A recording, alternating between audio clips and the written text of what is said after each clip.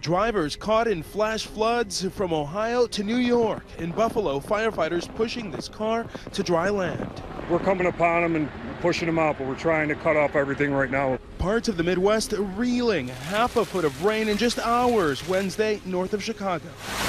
Floodwaters busting through a basement window, racing into this Wisconsin home. The governor declaring a state of emergency on scene today. For something this big, it's remarkable that not only is there not a fatality, but that there hasn't been serious injury. Across the border in Gurnee, Illinois, floodwaters rising, fish swimming in the streets. Residents racing to fill sandbags to protect their town from what could be record flooding. More than 100 homes and businesses already damaged. Tonight, that massive sinkhole outside Tampa, Florida, growing, swallowing 2 houses and threatening more. The family in this house getting out minutes before the ground gave way. It was so emotional. I started crying and everything. But we got the dogs out and we couldn't save anything else. Their home sinking into the mud. Everything's gone.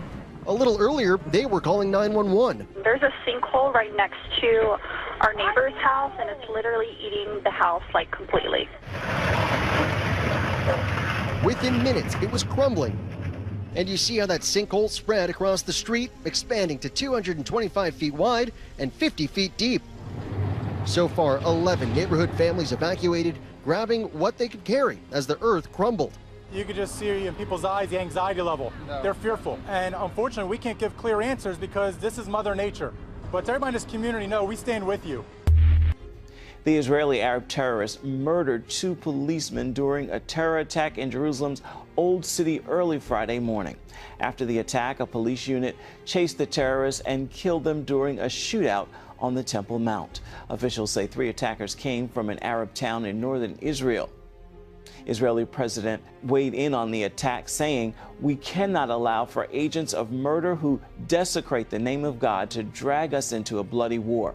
He added it's time for the Arab leadership in Israel and even outside of it to express a clear position against this criminal attack. In Egypt, authorities are investigating 2 deadly attacks, one targeting tourists, the other police. 2 German tourists have been killed and 4 others, including 2 Czechs, were wounded in a knife attack. This occurred at a holiday resort on the Red Sea coast on Friday. The attacker was arrested immediately and the wounded tourists were taken to hospital. The attack happened hours after 5 police officers were killed in a drive-by shooting near Cairo. No organization has claimed responsibility for the shooting. Authorities fear it's the latest in a series of attacks targeting security forces. Well, China is closely watching a recent U.S. missile test. A U.S. official has told Fox News the Chinese spy ship was only 100 miles from Kodiak, Alaska.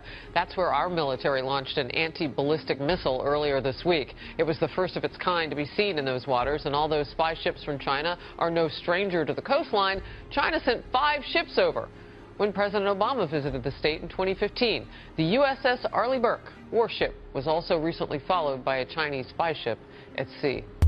Triggered, North Korea has declared that Washington has reached the tipping point of nuclear war after the United States and South Korea held a live-fire drill against Pyongyang. According to the Telegraph, long-range B-1B Lancer bombers reportedly flew close to the heavily fortified border between 2 Koreas and dropped 2,000-pound bombs. North Korea's Rodong propaganda newspaper warned not to play with fire on a powder keg. Of course, North Korea escalated tensions after launching an ICBM test on the 4th of July that showed significant progress in North Korea's attempt to threaten Alaska. I must say that today is a dark day. It is a dark day because yesterday's actions by North Korea made the world a more dangerous place. Their illegal missile launch was not only dangerous, but reckless and irresponsible. It showed that North Korea does not want to be part of a peaceful world. They have cast a dark shadow of conflict on all nations that strive for peace. Yesterday's act came from the same vicious dictator who sent a young college student back home to his parents, unresponsive and in a coma. For Americans, the true nature of the North Korean regime was painfully brought home with the images of 2 guards holding Otto Warmbier up as they transported him from a prison he should never have been in. Otto Warmbier is but one person out of millions who have been killed, tortured, or deprived of their human rights by the North Korean regime. North Korea once again launched a ballistic missile in blatant violation of the relevant Security Council resolutions. This is totally unacceptable. Japan lodged a strong protest directly against North Korea immediately after the launch and condemned the act in the strongest terms. Here, I express once again our strong condemnation of this utterly unacceptable provocation.